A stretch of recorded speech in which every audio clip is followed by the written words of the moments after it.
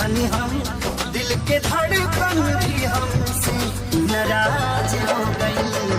भैया तो हया सिवा कुछ ना देखे सनम के हमसे गवाज हो गई।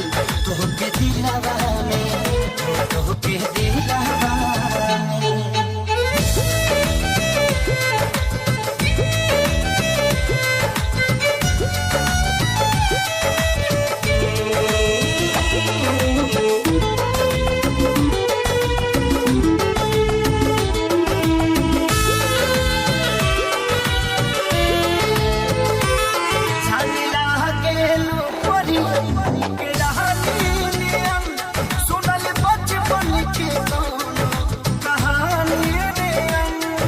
आप इस तरह से होश उड़ाया न कीजिए, आप इस तरह से होश उड़ाया न कीजिए, यूं बन सवर के सामने आया न कीजिए।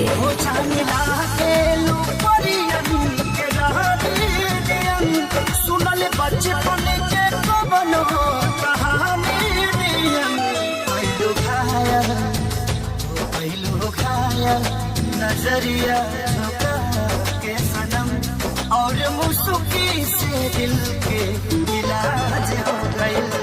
तोहके दिलवा में तोहके दिलवा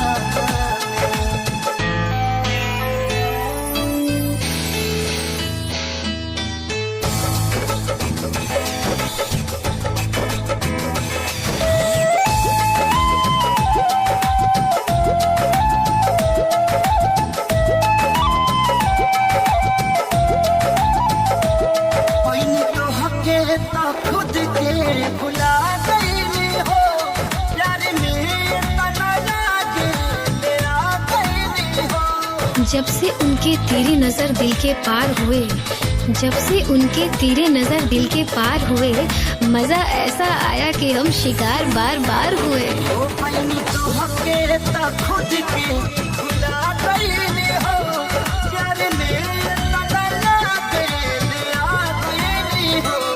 रूबीना में तो हर पुकार लगन अब तो नस नस में तो